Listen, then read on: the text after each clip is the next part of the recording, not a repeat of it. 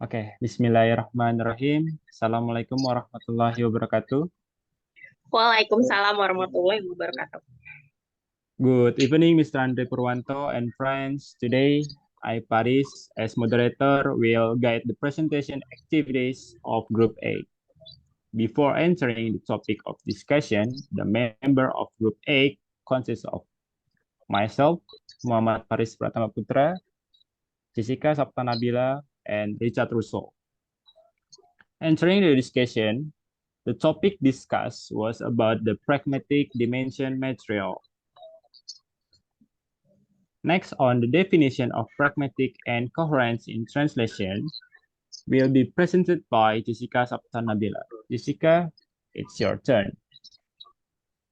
Okay, thank you, Paris. The first one is definition of pragmatic dimension.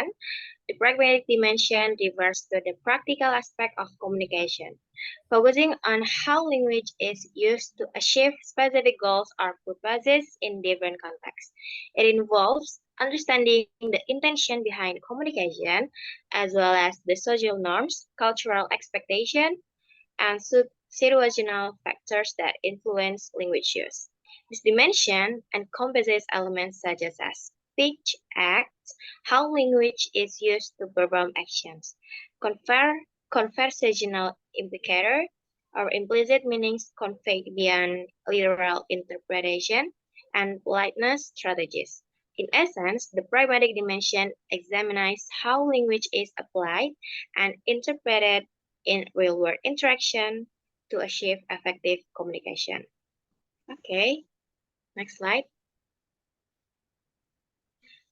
The pragmatic dimension of discourse generally accounts for the immediate context of the production and reception of a text, the kind of participant involved and the links between them, the time and place, its communicative purpose, the pragmatic tactics and strategies employed, interlocutors inscription, modalization, politeness, etc. Pragmatic tactics and strategies depend upon the social cultural dimension or starting context the genre belongs.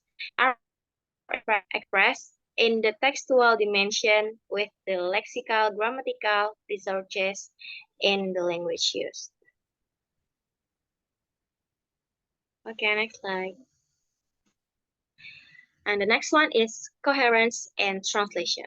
Coherence in translation refers to the logical flow and consistency of ideas between the original text and its translated version. It involves maintaining the intended meaning, tone, and style of the original while adapting it into the target language. This includes ensuring that the translated text is clear, understandable, and textually appropriate for the target audience. Coherence is crucial for effective communication and ensuring that the translated text accurately conveys the message of the original text without loss or distortion.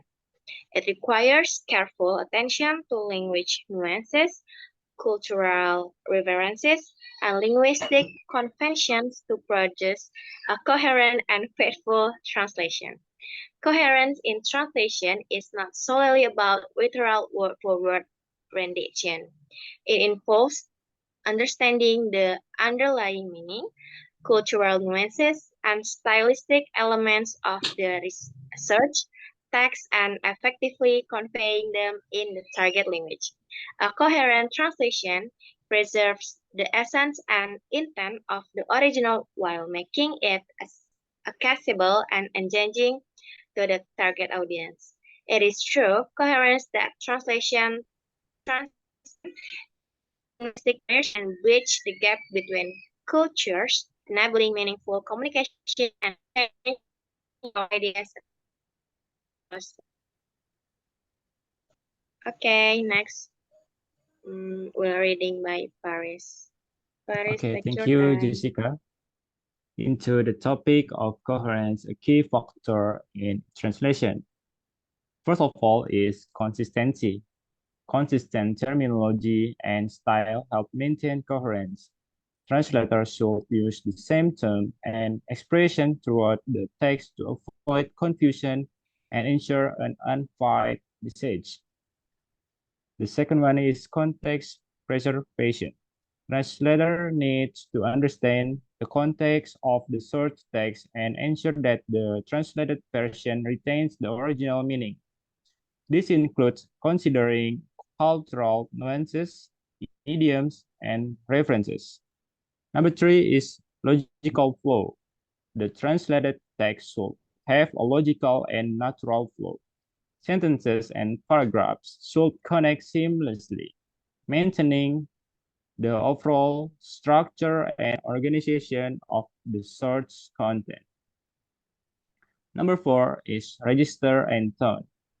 The tone, formality, and register of the source text should be reflected appropriately in the translation. Adapting the language to suit the target audience and purpose helps in maintaining coherence. Number five is clarity. The translated text should be clear and unambiguous. Ambiguities or vague expression in the source text should be addressed to ensure that the meaning is accurately conveyed. And the last one is cohesive device. The use of cohesive device such as transition word and phrases help connect ideas and maintain a smooth flow in the translated text. And the next topic will be presented by Richard Russell. Richard, go ahead. Okay, next, narrative analysis and translation. Narrative analysis and translation are two distinct fields, but they intersect in various ways, especially when dealing with the translation of literary work or any content with a strong narrative structure. Narrative analysis involves examining the structure, content, and the meaning of narrative or stories, often to understand how they shape or reflect cultural, social, or personal perspectives. Translation, on the other hand, is the process of rendering text or speech from one language into another while preserving its meaning and intent. In practice, narrative analysis can inform translation by providing insight into the nuances, cultural reference, and contextual elements embedded within a narrative, helping translator convey the intended message accurately in the target language. Additionally, translator may employ narrative analysis technique to ensure that the translated text maintain the original narrative coherence, tone, and stylistic element. Okay, next.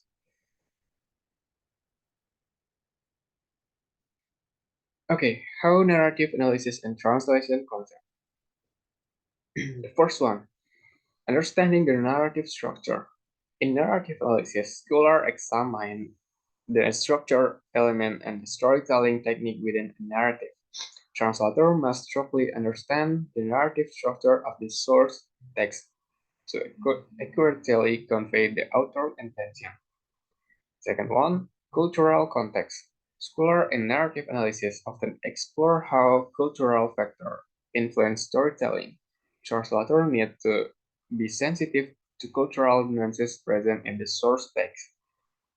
The third, character voice and style. Scholars may analyze the distinct voice of character and the author writing style. Preserving the unique voice of character and the author writing style was a challenge for translators. Maintaining cohesion and coherence. Scholars focus on how different elements of a narrative work together to create a cohesive and coherent story. Maintaining cohesion and coherence is a fundamental aspect of translation. And the last one, idiomatic expression and figurative language.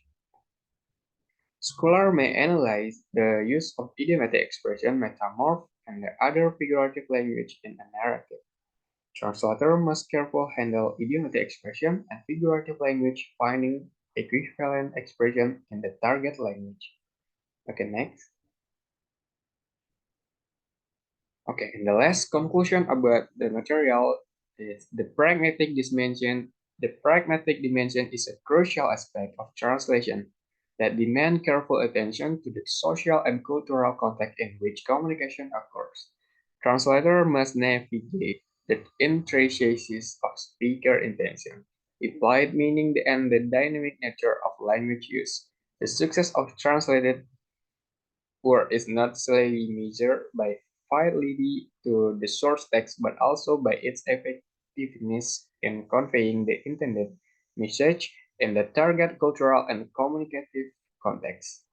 Balancing linguistic accuracy with pragmatic appropriateness is an art that skilled translator master, ensuring that the translated text not only speaks the language but also resonates with the audience, fostering meaningful and culturally sensitive communication. Okay. Okay, thank you, Richard and Jessica. For the next is question and answer session, which can be done by stating your name and NPM in the comments column. Okay, I think the presentation is enough. That's all for the presentation from Group 8. Thank you for listening to our presentation. Thank you to Mr. Andre Purwanto and all my friends. Please apologize if there are mistakes in words and deeds. Wassalamualaikum warahmatullahi wabarakatuh.